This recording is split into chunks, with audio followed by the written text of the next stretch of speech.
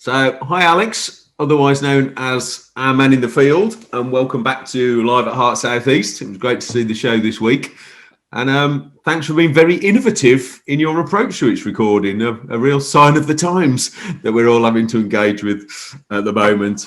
So, Hi, Mark. Thanks for having me. I'm glad you enjoyed the show. We tried that. That's the first time we've used that camera, so I'm pleased it worked. It's quite strange seeing yourself wrapped around in the whole like 360 degrees, but I had to explain it to the band beforehand. But I think they got it.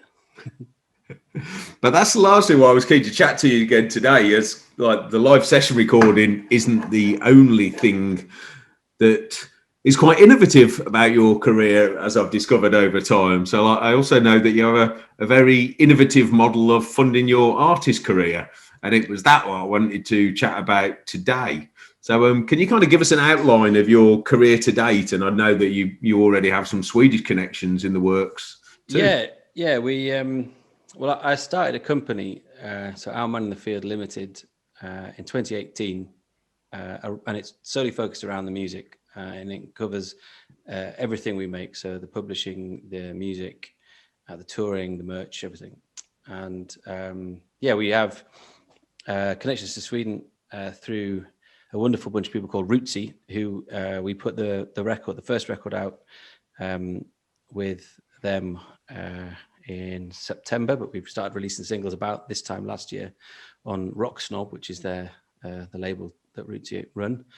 And I have done some touring despite COVID last year. We came in the October of 2020. We were aiming to come back again. Well, we were aiming to do a lot, but because of the obvious restrictions, we only managed to get a sort of week in. But it was a good week. We're hoping to come back in July and do another run then, and then again in November when things might be a bit easier.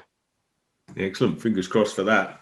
But I know you previously had a more, should we say, traditional engagement with the music industry prior to kind of like, you setting the company up as well. And can you describe how that came about? Was it a traditional route to, engaging with the music industry? Yeah, I guess so. Yeah, I mean, I was approached by some people from Universal to go and do EP, singles EP, and then maybe an album in their sort of artist development kind of deal. We went over to Poland and made some demos, and then came back to the UK, and we were looking at putting the plan for the album together. But for a number of reasons, I didn't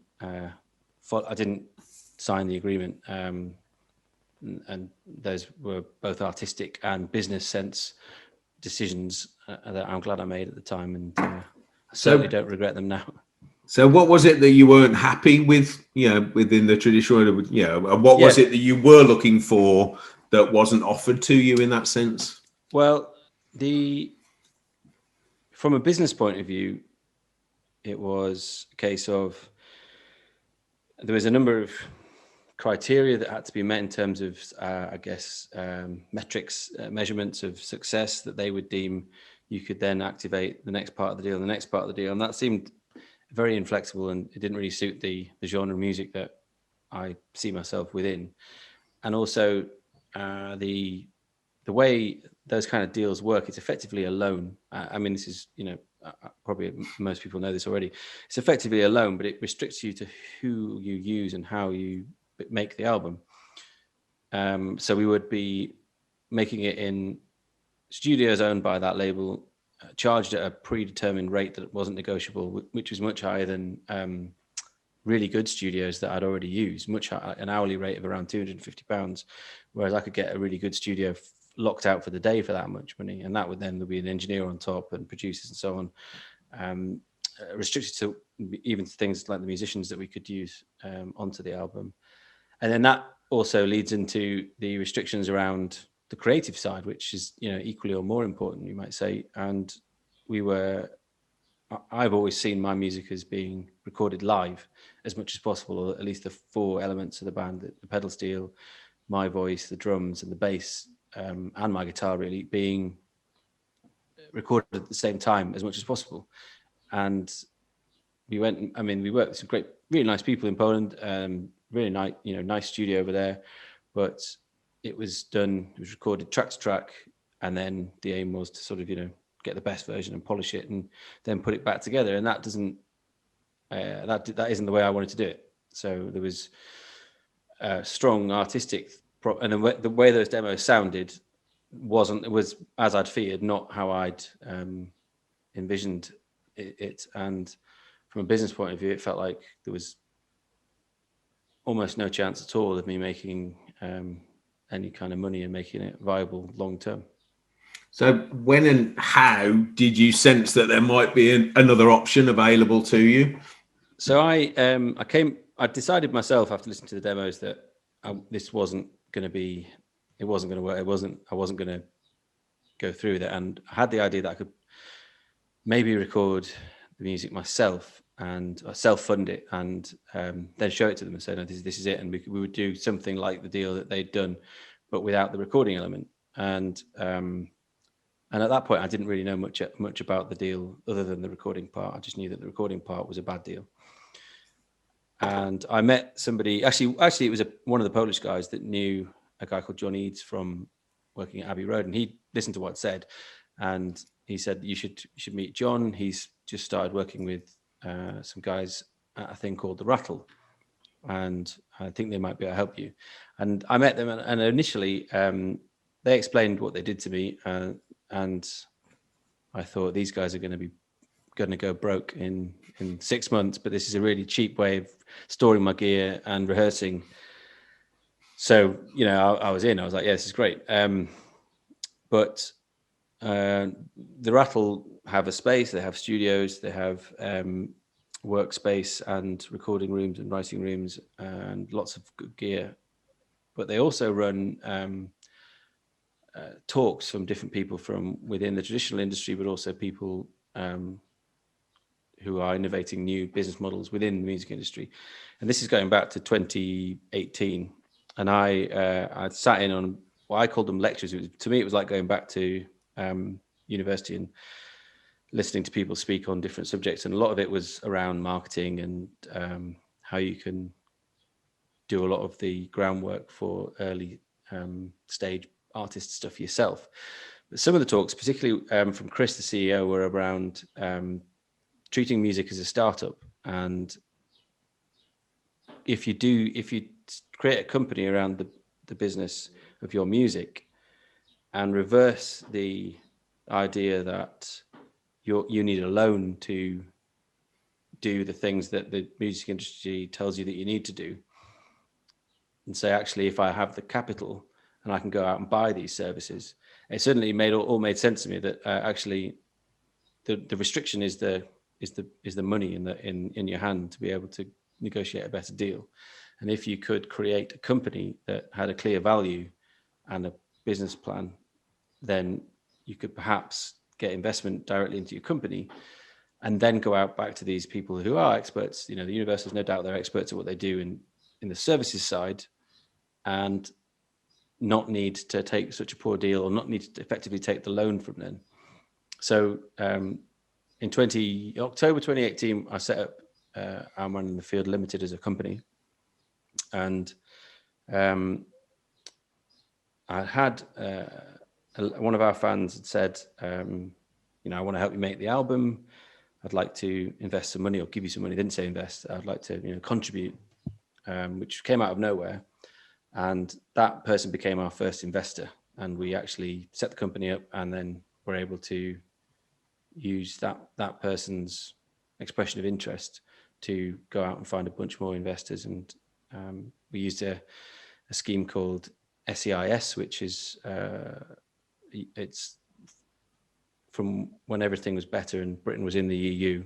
So there are sister schemes in all EU countries, which basically allow investors to put their money into considered high risk companies, of which most startups are, and get a 50% tax relief. There's more benefits to it than that as well, but that's the primary benefit. So somebody coming in and saying, I'll give you X amount of money, knows they're going to get half of that back in their in tax relief for the year that they put it in. So we were able to then go out and get a whole load of more investors.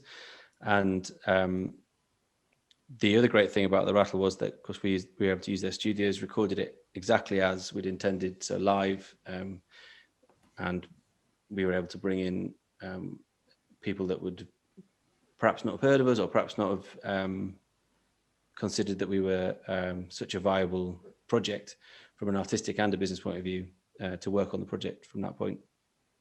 Right. So presumably, there were pros and cons of each of these kind of like funding mechanisms and ways of engaging with the industry that you were as well. So what was it about the traditional model that you missed with the new model?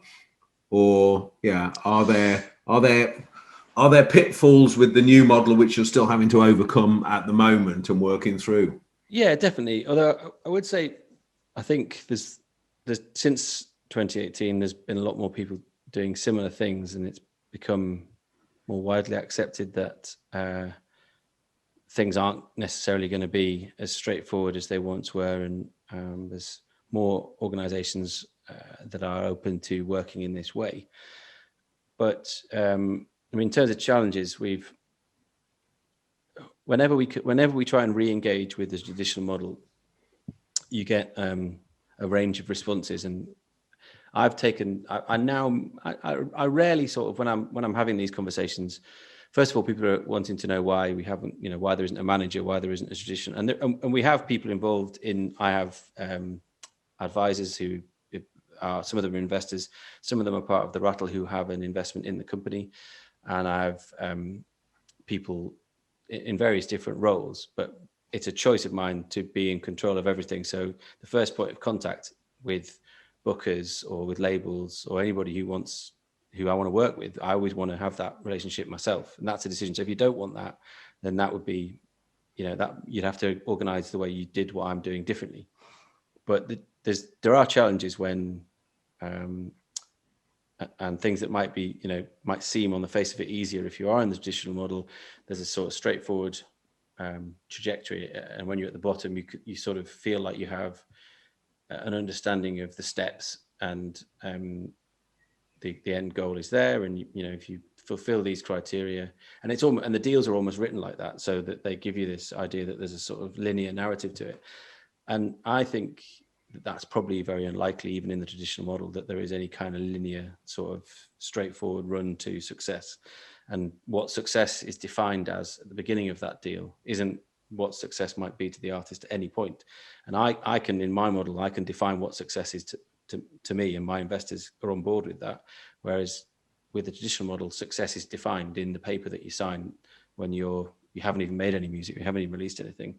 And even if if that changes on your journey, you have to still follow what you signed on day one. The benefits obviously are like, there's so many benefits, from a creative point of view. You have the freedom that you often hear artists talking about, that they finally get halfway through their career or much further down the line when they've finished their first 5 album deal or something. They then get creative freedom, which I feel like has never been a problem for me. And you have flexibility to work with the people that you want to work with, and really get under the bonnet of what it is that their business does, and so whether it be a booker or promoters or venues, you can really sort of have individual relationships. And I can dictate, or at least I can negotiate terms which I consider fair. So not, the risk is shared. Whereas a label might always say, if they're paying you in advance, or if they're fronting the money to do the work at the beginning, that's where the risk, they see the risk as being that cash. If you've raised the money and you're spending your own cash, you're bearing the risk. So then it means that the terms can be negotiated much more favorably for you, and you can understand what they are, and leave the certain things out or include certain things, and make sure. I have a rule that we do everything as on a 12-month or 18-month contract if we can. Like certain things like publishing, because their accounting period is different, it's tricky on that side, but we don't want to be tied into anything because the business of music is changing, so we want to be able to change with it. And that's one of the things that you wouldn't be able to do if you were signing traditional contracts. But other than that, it's just the difficulties are that it's a lot of work and it's a lot of.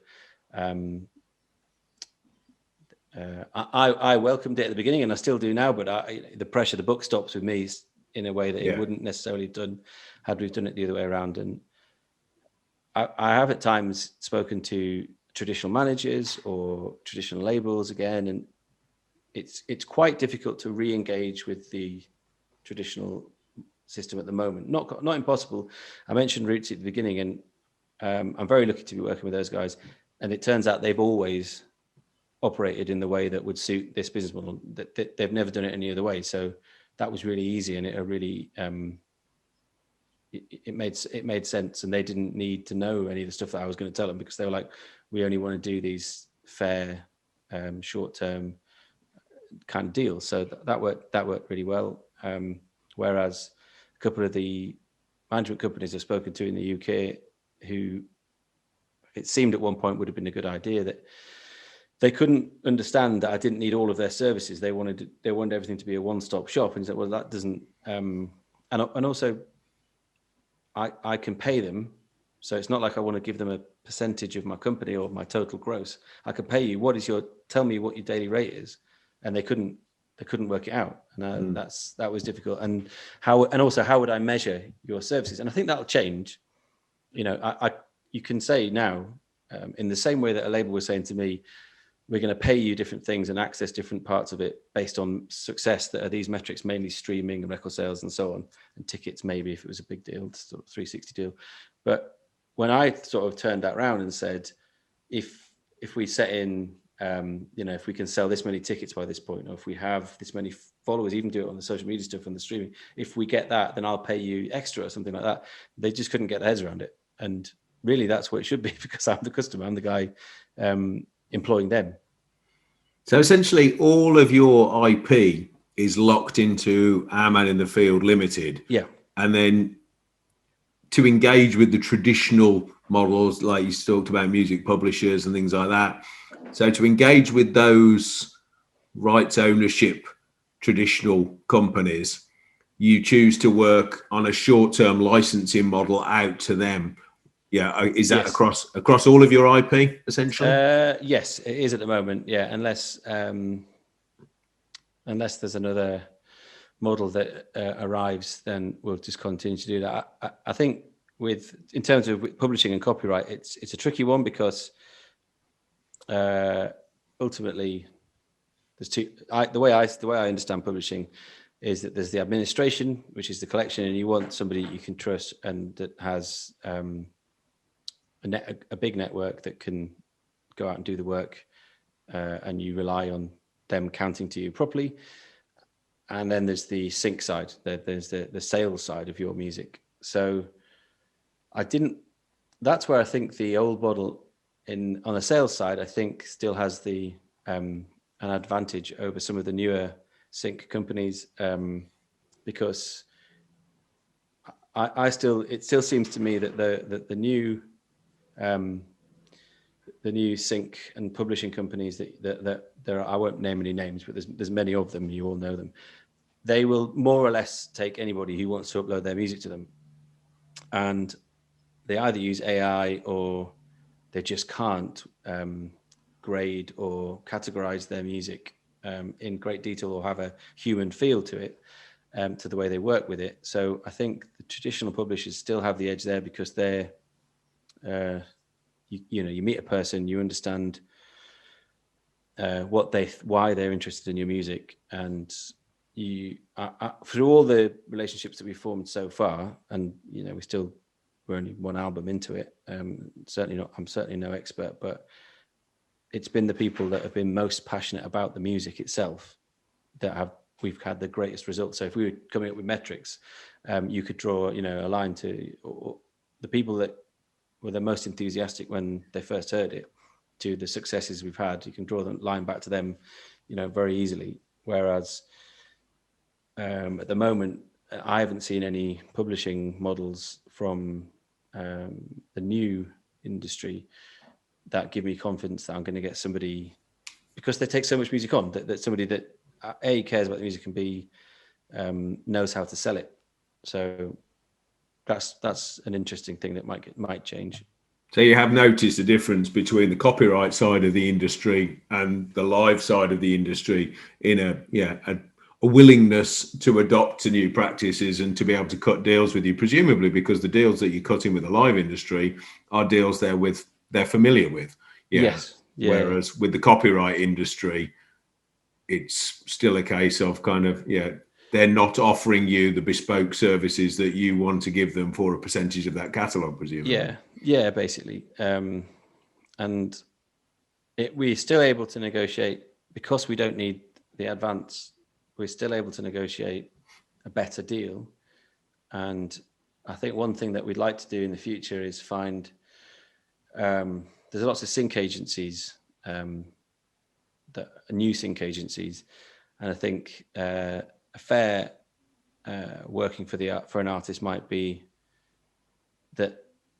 I guess a bit like you hear about dodgy football agents that don't actually represent the footballer, but if they find a move for that footballer, so if a sync agent found a placement for your song and came to you and said, "I found this placement, I want 40% of the fee, and the fee's this much."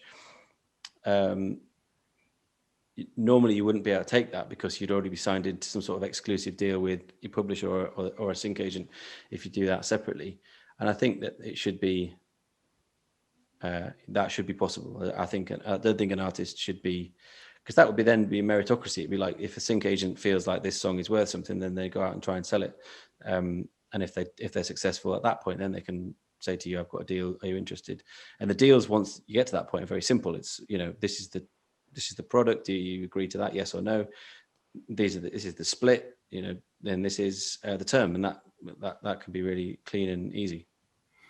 And everything that you're saying is kind of like you're having to build a very wide network yourself, aren't you?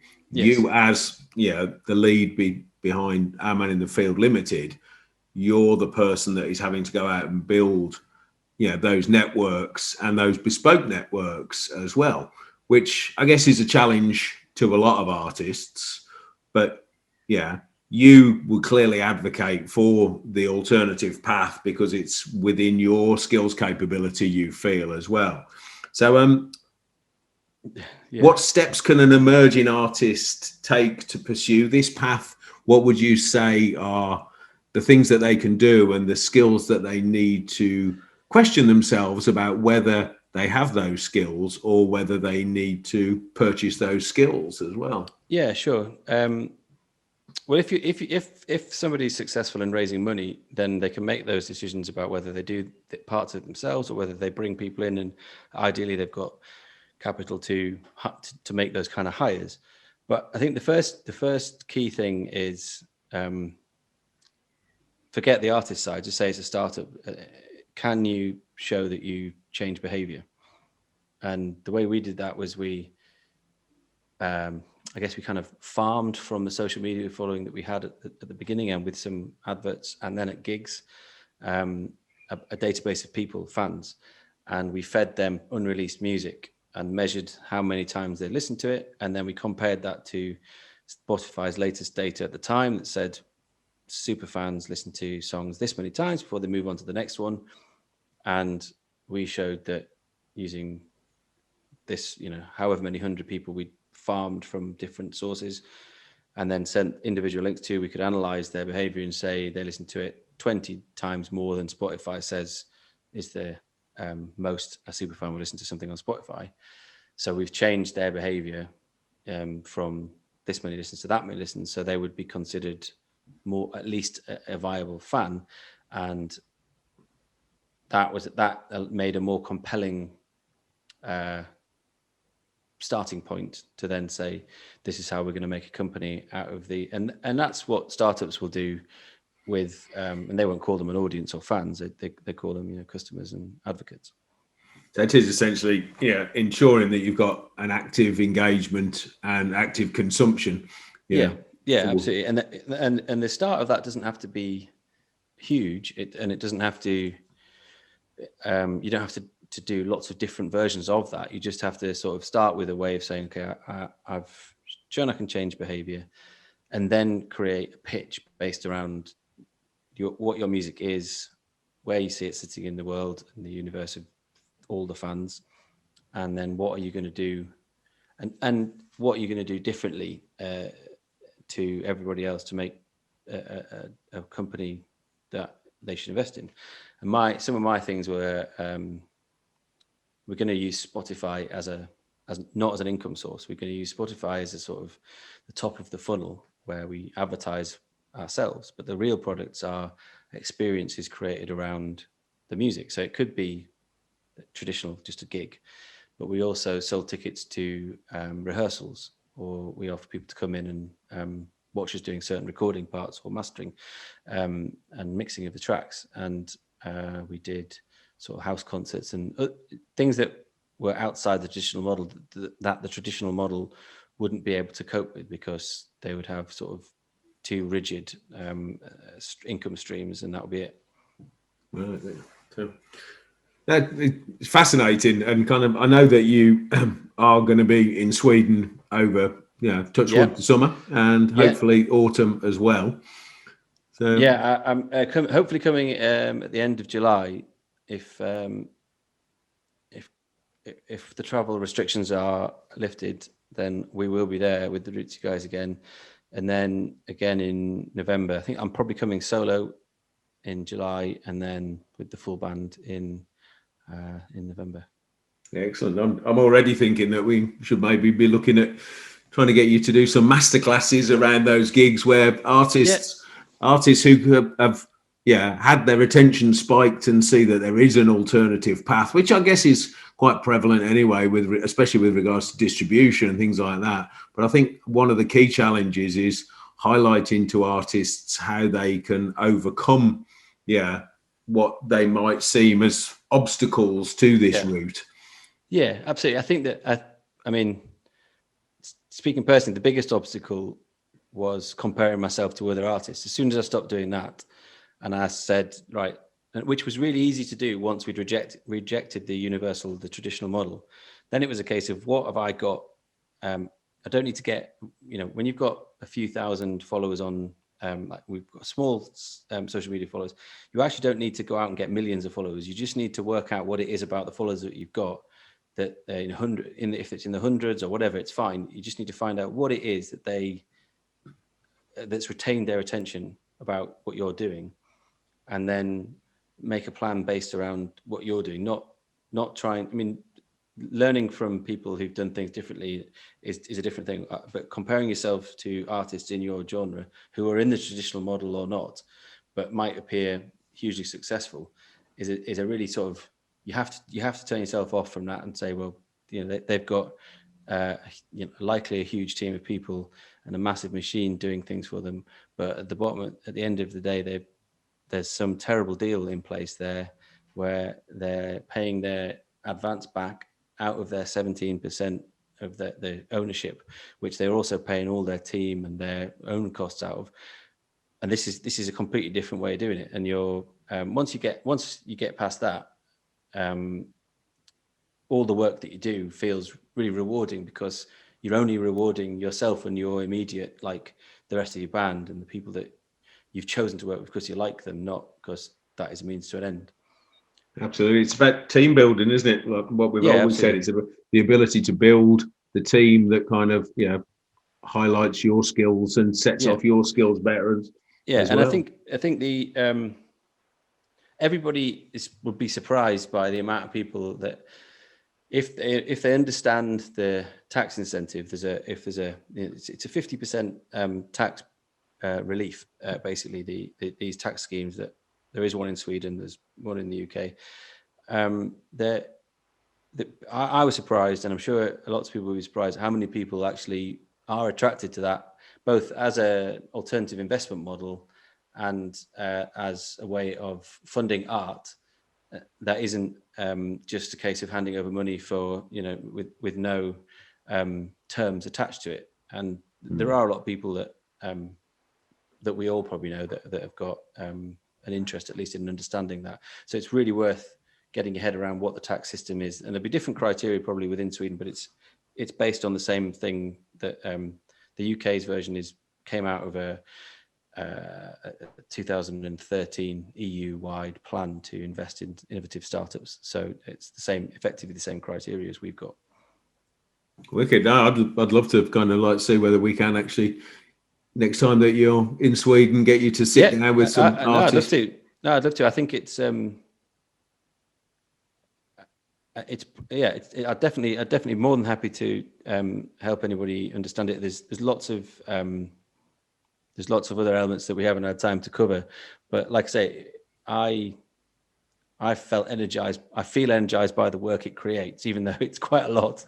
But I've been able to pay my own wages from my own company. So instead of having to do other jobs and this, which was the case for the first few years of trying to be a musician, I'm able to say, well, I'm going to do this because it's my job. There's the music making side, but there's also the business side of it, which is paying me my income. So it's very rewarding. I think it's important messaging as well, that the business of culture, is an important industry in its own right as well. And the creative industries as well. And what you're doing, as being able to build an innovative business around your cultural output is important as well, isn't it? Yeah, sure. And I think for a long time, there's been kind of gatekeepers to good art, what is considered the thing that we should all be listening to, and that's gone now, like because of streaming platforms and the internet, basically. But there are still tastemakers, and we're still sort of pushed in certain directions in popular culture. But this is a way of sort of eschewing all that and saying, I just as any startup does, says, I need to find where my audience, my customers are, find out what it is they want. I'm learning all the time what my customers, fans, advocates, whatever you want to call them, what they want, by experimenting with these ticketed rehearsals or different kinds of live streaming that we've been doing over the lockdown and stuff. And that investment has allowed me to experiment, and you would never be able to do that in the traditional world. Nobody would say, there's some money, go and spend some time doing something that isn't even intended to make any money back. It's just to learn something and then go and make some money if it works. If it doesn't, you've tried it and it doesn't work. Absolutely. Well, I'll just look forward to seeing you in a venue in Sweden soon. Yeah. I know you've played Hultsfred in the past. Yeah, we're looking forward to it. I try not to get too excited about it, because if it doesn't happen, it'd be very disappointing. But even if we can't come in July, we'll definitely be back as soon as possible. Wicked. And then we'll look to introduce you to Oscar Sharman, to Kalmar, to Erland, to Vestavik as well. Great. So that we can kind of do a regional tour. But I'm really, really excited to see if we can find a way of getting you to talk to the next generation of creative artists about alternative funding practices, and the fact that they can build a business locally that can then have a global influence in the way that you've sold music to people all over the world. It's definitely, I'm more than happy to do that. More than happy to. Wicked. Thanks so much, mate. Thanks for this. The gig in the week. Thanks for doing this again today, and I look forward to seeing you very, very soon. Yeah, looking forward to it. Cheers, Alex. Mane go, mate. Bye-bye.